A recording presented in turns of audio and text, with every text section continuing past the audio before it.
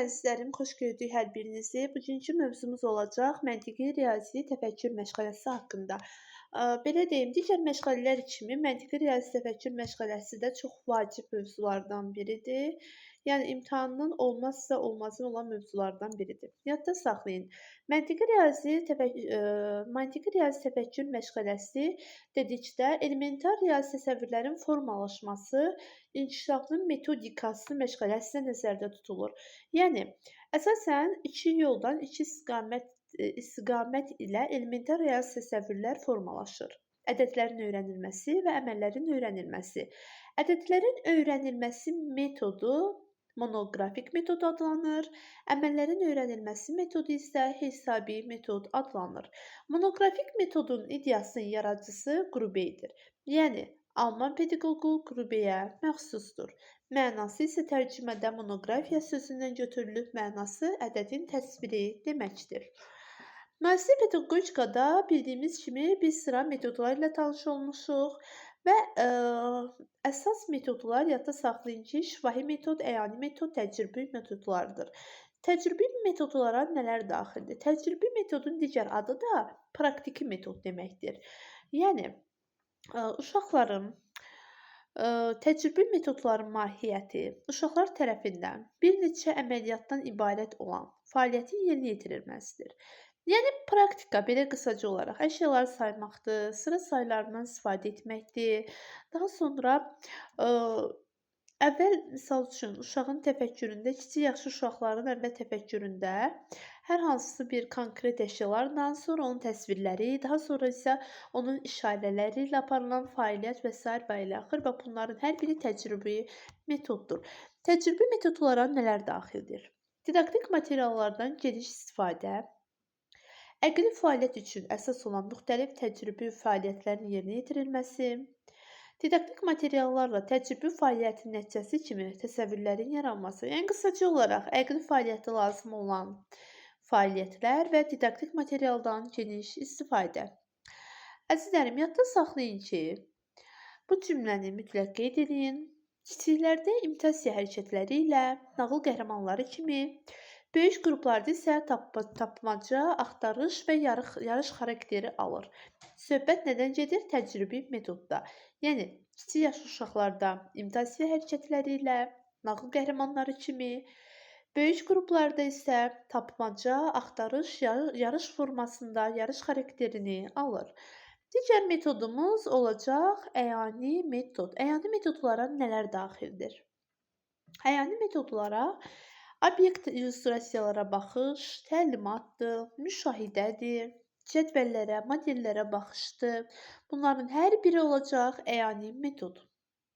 Yenidən təkrarlayıram. Obyekt illüstrasiyaların nümayişi, təlimat, müşahidə, cədvəl və modellərə baxış. Sözlü və şifahi metoda nələr daxildir? Sözlü və şifahi adından görünür ki, sözlərdən bağlıdır.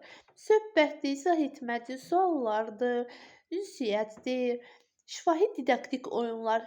Baxın, didaktik oyunlar hansı metodda oldu? Təcrübi metodda. Ancaq şifahi didaktik oyunlar, yəni şifahi sözü varsa, olacaq sözlü şifahi metoda aid. Bir də yadda saxlayın ki, sözlü şifahi metodu müsbət cəhəti ondan ibarətdir ki, uşaq hər hansı bir fəaliyyəti yerinə yetirdikdə onun adı, yəni qoyulan ad, misal üçün didaktik oyun oynayarkən qoyulan ad həmin uşağın həmin oyunun məğzini başa düşməyə daha da yardımcı olur, köməklik göstərir. Misal üçün, kim tez edər? Bir də yadda saxlayın, didaktik oyun uşaqların aktivliyini artırmaq üçün əgər istifadə olunursa, onda o didaktik üsuldur. Misal üçün, kim tez edər, qayda yarat və s. Daha sonra gəlir, sözlü şifahi üsullarından biri də təlimatdır. Təlimat nədir? Uşaqların yerinə yetirəcəyi fəaliyyətin mahiyyətini əks etdirən tapşırıqların müstəqil yerinə yetirilməsində təlimat tərbiyəçinin fəaliyyət qaydalarının nümayişi ilə bağlı olub və ondan alınır. Təlimat zəruri nəticənin alınması üçün nəyin və hansı ardıcıllıqla ediləcəyini göstərir. Yadda saxlayın ki, böyük qruplarda təlimat tam xarakter daşıyır. Amma kiçik qruplarda tədricən verilir, hissələrlə verilir. Çünki yaşları daha da aşağı az olduqları üçün. Sonra gəlir sözü şifahi üsullardan biri də izah etmə və göstəriş. Və daha sonra suallar. Bildiyimiz kimi sualların sayı çox olmamalıdır. Ümumiyyətcə bir məşğələdə sualların sayı 4-5-dən çox olmamalıdır. Və bunu yadda saxlayın. Keçək nəyə? Modelləşdirmə. Modelləşdirmə nədir? Modelləşdirilmə əyani təcrübi üsuldur. Modellər hansı rollarda çıxış edə bilər? Dedikdə, modellər 3 rolda çıxış edə bilər. Zaman təsəvvürlərinin modelləridir, miqdar münasibətlərin modelləri və fəza təsəvvürlərinin modeli. Zaman təsəvvürlərinin modeli zamanla bağlıdır, saatla bağlıdır, ildən bağlıdır, həftə ilə, günlərlə bağlıdır. Miqdar nə olacaq? Ədədlərlə bağlı olacaq. Ədədi fiqurlardır, ədəd pilləkənləri və s. və ilə axır. Sonra gəlir fəza təsəvvürlərinin modeli. Fəza təsəvvürlərinin modeli 3 bucaq, 4 bucaq fəza fiqurları. Fəza fiqurların modelləri nəzərdə tutulur qısaca olaraq. Və əzizlərim, yadda saxlayın ki, sadə riyazi təsəvvürlərin formalaşmasında 3 cür model tipləri vardır. Əşyavi modellər, əşyavi sxematik modellər və qrafik modellər. Əşyavi modellər belə deyək də, analoji olan modeldir. Sırf əşyalarla bağlıdır. Misal üçün, akvariumdur, qlobusdur, ya sırf əşyanın özüdür. Sonra gəlir əşyavi sxematik, yəni əşyanın sxem üzərində çəkilmiş forması. Misal üçün, xəritələr, maketlər şəklində də verilə bilər. Misal üçün, təbiətin təqvimidir, xəritələridir. Bunlar olacaq əşyavi sxematik modellərə. Bir də var qrafik modellər. Qrafik modellər bir çox tələbələr əşyavi sxematik modellər ilə qrafik modelləri bir-birinə qarışdırır. Bu çox asandır və bunu qarışdırmır. Niyə? Əşyavi sxematik modellərə misal üçün nəyə götürə bilərdik? Xəritə, ümumi xəritə. Ancaq qrafik modelə misal üçün xəritə olaraq belə deyim, marşrutun xəritəsi, gedəcəyi yoldur. Yaxud təqvim olaraq əşyavi sxematikdə təbiət təqvimini göstərə bilərik. Ancaq qrafik modeldə sırf uşağın apardığı təbiət təqvimi, yəni belə deyim, daha məhdud olan, daha balaca olan, belə qısaca olur dildən deyək, yəni uşaqlar tərəfindən belə hazırlanan, yəni əşyaların xarakterik xüsusiyyətlərini ümumiləşdirən, yenidən yaradan modellər qrafik modellərdir. Sonra deməli, məşğələ nədir? Məşğələ neçə hissəyə ayrılır? Deməli, əzizlərim, məşğələ zamanı nələr reallaşmalıdır? Bütün proqram tələbləri reallaşmalıdır. Məşğələdə təlim, tərbiyə, inkişaf etdirici məsələlər kompleks şəkildə verilməlidir. Riyazi təsəvvürlər müəyyənləşməlidir. Ümumdidaktik prinsiplər nəzərə alınmalıdır. Bunların hər bir məşğələ zamanı vacib nüanslardan biridir. Və yadda saxlayın ki, məşğələ uşağın yaşına uyğun olmalıdır, qoyulan məsələnin xarakterinə uyğun olmalıdır və həcmindən asılı olaraq 4-5 qədər hissəyə ayrıla bilər. Yəni, çox olanda məşğələni 14-5 hissəyə qədər ayırmaq ola bilər. Sadə riyazi təsəvvürlərin formalaşması. Sadə riyazi təsəvvürlər nə zaman formalaşır? Baxın, çox vacib nüanslardan biri də bunu xüsusi olaraq qeyd edin. Sadə riyazi təsəvvürlərin formalaşması gündəlik həyati situasiyalar zamanı, gəzinti zamanı, sonra produktiv fəaliyyət növləri. Produktiv fəaliyyət deyəndə rəsm çəkmə, quraşdırma, yapma, aplikasiya fəaliyyəti, bax bunlar nəzərdə tutulur. Didaktik oyun prosesində və məşğələlərdə. Yəni bu belə deyək, 5 amil zamanı, 5 vacib nüansda sadə riyazi təsəvvürlər formalaşır. Gündəlik həyat situasiyada, gəzinti vaxtı, produktiv fəaliyyət zamanı, fəaliyyətin növləri, məşğələlərin gedişatı zamanı, didaktik oyun vaxtı və məşğələlər zamanı. Say fəaliyyəti necə olmalıdır? Say fəaliyyəti, say prosesinin ədədlərin vasitəsilə mənimsənilməsi bir neçə məsələlərin həlli ilə bağlıdır. Çoxluqların müqayisəsidir, prosessual və yekun say mənimsənilməsi, miqdar və ya sıra saylarının mənimsənilməsi, bunların hər biri say fəaliyyətinə aiddir. Baxın əzizlərim, yadda saxlayın ki, say təlimi iki əşya qrupunun miqdarına görə müqayisəsinə əsaslanaraq aparılır. Birinci mərhələdən və ikinci mərhələdən. İki mərhələ var. Birinci mərhələ və ikinci mərhələ. Birinci mərhələdə tərbiyəçi özü say prosesini aparır. Yəni özü sayır. Uşaqlar da onu təkrar edir. Ancaq ikinci mərhələdə uşaqlar demək olar sayı öyrəniblər və hər bir ədəddən tanış olublar. Başlayırlar nə eləməyə? Qonşu ədədləri müqayisə eləməyə. Əvvəlcə 3 dairəsində sayırlar, sonra 5 dairəsində, sonra 10 dairəsində. Bu oldu ikinci mərhələyə aid. Deməli, yenə təkrar edirəm. Birinci mərhələdə tərbiyəçi özü sayır, uşaq da başlayır nə eləməyə? Təkrarlayır. Bu olacaq birinci mərhələ. Ancaq ikinci mərhələdə uşaq öyrənibsə sayı. Qonşu ədədləri tapır, 3 dairəsində sayır, sonra 5 dairəsində, sonra 10 dairəsində sayırsa, bu olacaq ikinci mərhələyə aid. Say fəaliyyəti necə olmalıdır? Erkən və kiçik qruplarda, yəni 0-3 yaş aralığında 0-3 yaş aralığında hissi qavramıya əsasən həyata keçirilir. Yəni uşaq belə deyim, çoxluqların elementlərini saymır. Yəni bunu qısaca olaraq belə deyim, say fəaliyyətini oyun kimi qəbul edirlər. Orta qrupda 3-4 yaş aralığında isə əsasən uşaqlar toxunaraq hiss etməkdən öyrənirlər.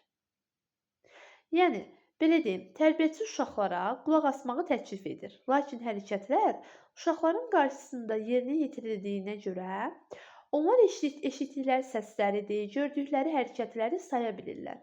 Bu yaş dövründə uşaqlar gözlərini bağlamırlar. Yadda saxlayın ki, orta yaş qrupunda gözlərini bağlamadan say fəaliyyətini yerinə yetirməyə başlayırlar. Ən çox da toxunaraq sayma hansı yaşdadır deyəndə yadda saxlayın ki, orta yaş qrupundadır. Sonra böyük yaş qrupunun açar sözünü qeyd edin.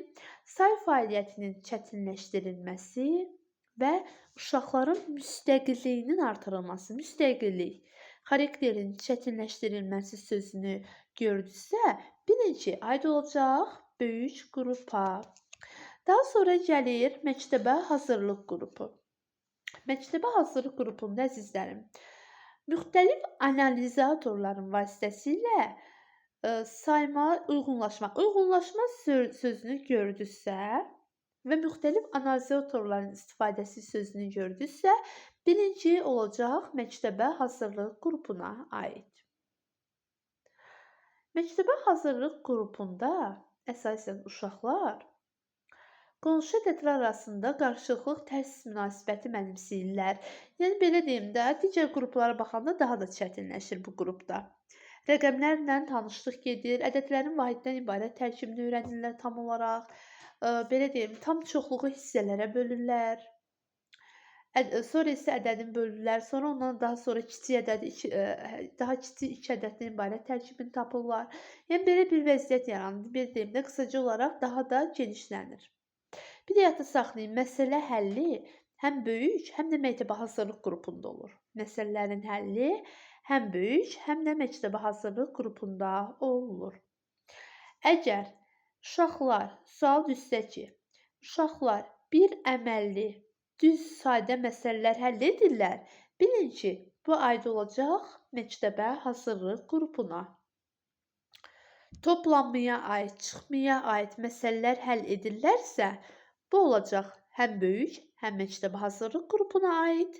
Ancaq bir əməlli, düz, sadə məsələlər həll edirsə, bu da aid olacaq məktəbə hazırlıq qrupuna aid. Daha sonra say fəaliyyətindən sonra lazım olan nüanslardan biri də ölçü fəaliyyətidir. Qruplara görə uşaqların ölçünü necə həyata keçirirlər? Baxın əzizlərim, yadda saxlayın ki, ölçü fəaliyyəti Hər qrupda say fəaliyyəti kimi ayrı-ayrıdır. Kiçik yaşlı qruplarda qısaca qeyd edin ki, kiçik yaşlı qruplarda oyuna üstünlük verilir. Tap və təsvir et, orada nə var, cütü tap. Bax, bu oyunlar kiçik yaşlı qruplarda istifadə olunur. Həmçinin iki əşyanın müqayisəsi sözü varsa, iki əşyanın müqayisəsində əvvəlcə uzunluq, sonra en, belə qısaca olaraq deyək, iki əşyanın müqayisəsi sözü varsa, bu da aid olacaq kiçik qrupa. Sonra gəlir orta qrup. Orta qrupda 3-5 əşyanın müqayisəsi gedir. 3 və 5 əşyanın müqayisəsi. Daha sonra gəlir böyük və məktəbə hazırlıq qrupunda. Müxtəlif ölçülərə görə, baxın, burada nə 2 əşya demədim, nə 3-5 əşya demədim. Böyük məktəbə hazırlıq qrupunda deyirəm, müxtəlif ölçülərə görə əşyaların nizamlanması və qruplaşması. Ümumiyyətcə, yadda saxlayın, qruplaşma, nizamlanma sözünü gördünüzsə, böyük və məktəbə hazırlıq qrupuna aid edəcəyik. Daha sonra zaman qavramaları. Uşaqlara görə zaman qavramaları necə olmalıdır? Uşaqlara görə zaman qavramaları 4 mərhələdən keçir. Birinci mərhələ, ikinci, üçüncü və dördüncü mərhələ. Birinci mərhələ 0-2 yaşı əhatə edir. Bu yaşda daha yaşda az olduqları üçün uşağın yemək saatına, yuxu rejiminə, oyanıqlığına bağlıdır.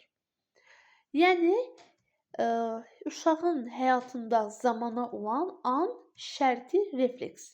Erkən şərti refleks sözünü gördünüzsə 0-2 yaş, yəni birinci mərhələyə aid olacaqdır. Sonra gəlir ikinci mərhələ. İkinci mərhələ 2-4 yaşa əhatə edir.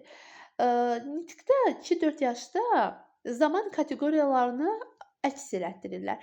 Ancaq onlar keçmişlə gələcək zamanını bilmirlər. Yəni qatırlar. Bu günü sabaha qatırlar, sabahı dünənə qatırlar. Yəni sözlərində onları bilmirlər, qarışdırırlar. Əgər uşağın öz fəaliyyətinə əsaslanırsa, cümləsi varsa, bu aid olacaq, öz fəaliyyət sözü varsa, aid olacaq ikinci mərhələyə, yəni 2-4 yaş aralığına. Daha sonra gəlir üçüncü mərhələ, 4-6 yaş. Üçüncü mərhələdə artıq zaman kateqoriyaları aktiv olur. İkinci mərhələdə demişdik ki, zaman kateqoriyalarını əks etdirir, lakin zamanları bir-birinə qatır. Bu günü sabaha, dünənə qatırlar. Yəni 2-4 yaşda. Amma üçüncü mərhələdə 4-6 yaşda zaman kateqoriyaları necə olur? Aktiv olur. Bir də yadda saxlayın, üçüncü mərhələdə uşaqlar zamanı insanların fəaliyyətinə görə qavrayırlar. İkinci mərhələdə öz fəaliyyətlərinə görə qavrayırdılar. Amma üçüncü mərhələdə insanların fəaliyyətinə görə qavrayırdılar. Və sonuncu mərhələ, dördüncü mərhələ, 6 yaş və 6 yaşdan yuxarı mərhələ. Saat sözünü gördünüzsə, zaman etalonunda səmitləşmə sözünü gördünüzsə, birinci, dördüncü mərhələyə aid olacaq. Zaman etalonunda səmitləşmə və saatlara görə səmitləşmə, yəni olacaq zaman qavramasından dördüncü mərhələyə aid. Bu qədər.